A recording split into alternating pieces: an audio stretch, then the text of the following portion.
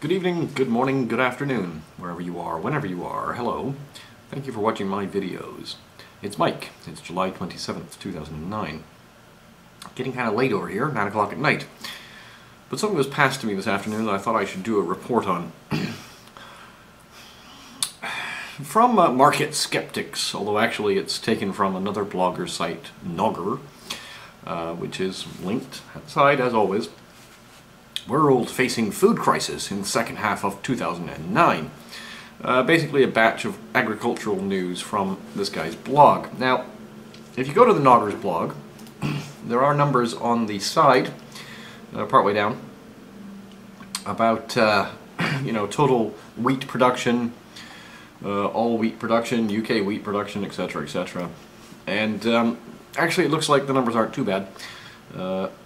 Total wheat production worldwide this year is expected to be 650 million metric tons, and next year it's expected to be 690 million metric tons worldwide wheat production. However, there's some interesting things going on. Bulgarian harvests are around 30% of the have harvested about 30% of the nation's wheat, with yields averaging 3.2 metric tons per hectare, which is about 20% lower than last season's output. Argentina's got the same thing. They're about 50% down, well, maybe not quite 50, more like 40% down on their annual production. Brazil is having to turn to the States to buy some wheat because they can't get it from their normal supplier, which is Argentina. Canadian crop development lags, so it looks like there's going to be a bit of a decline in wheat growth in Canada. Ukraine is having some difficulty. Russian drought damage affects 3.3 million hectares. So, all kinds of bad things happening with wheat. Same things happening with sugar, etc., etc. Now, I've linked a whole bunch of articles that someone out there in YouTube land, a KS Watcher, sent me, which I thought I would share with people, and other people have been sending me sending stuff around in a little group of people. So I think I'll link all these. I won't go into great detail on some of them. However, the fungus behind the Irish potato famine strikes the US. The fungus that caused the notorious Irish potato famine of the 1840s and 1850s is spreading among tomato and potato plants in the northeastern United States. Now, there are natural ways of controlling this, so if you're doing organic farming, there's a thing called neem oil which you can put on them, which should reduce the spread. However, the big thing, of course, is it's come back. Yeah, all this genetically modified food is supposed to be resistant to this kind of stuff. Guess they got that one wrong. Other article, outbreak of fungus threatens tomato crop. There's also a bacterial disease in corn across Nebraska. Be alert to early outbreaks of sunflower rust. It doesn't sound like it's too bad. However, it could be pretty bad in Nebraska. USDA, the Purdue Plant and Pest Diagnostic Laboratory is going on about Asian soybean rust, and you can find out what it is and what's happening with it, and so forth. Over in, I think this is India. Yeah, it's India. Outbreak of disease in the cotton crop in India, which is a big money spinner for India. And of course, big thing, rice. Of course, China is, one of the main consumers of rice in the world, but rice is just huge worldwide. Nearly half of the humans on the planet eat rice every day. It's a huge part of their diets. Without it, they'll starve. But rice is certainly not the only problem. There's also a wheat crop failure in China due to droughts. There's also blizzards and thunderstorms threatening the rice crops in China. That was at the beginning of the year. That was back in April. So they had blizzards and thunderstorms that wiped out whole chunks of it, and now they're getting a drought, and that's wiping out more of it. So there's all kinds of bad things happening.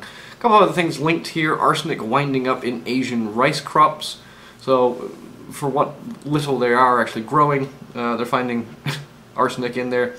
And essentially the arsenic is probably coming from poultry. They give poultry very small doses of arsenic to control infections, and the poultry then defecate on the ground, which is then mixed up and used as fertilizer for foods such as rice. Not a good thing.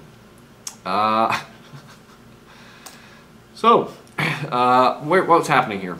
Well, big thing is this El Nino. There's an El Nino southern oscillation going on, apparently, which, according to an article which I've linked here, is bullish for wheat, bearish for soya.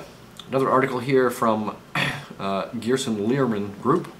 El Nino is back, and there will be an impact on weather and crops. Yeah, and it's going to have some bad impact on all kinds of crops, not just in Australia, which is what this one's actually talking about, but all over the world. El Nino threat blows commodity prices higher, linked from the Telegraph from the 17th of July. Now they have an interesting picture of a lake in the south of Australia, which is basically almost completely dry. So what does this have to do with anything? Right, so the El Nino.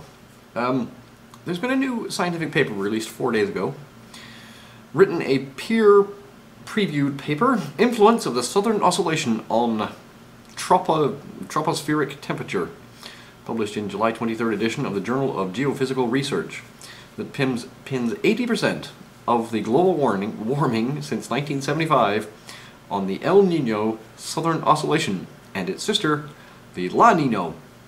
According to an article, the surge in global temperatures since 1977 can be attributed to a 1976 climate shift in the Pacific Ocean that made warming El Nino conditions more likely than they were over the previous 30 years, and cooling La Nino conditions less likely.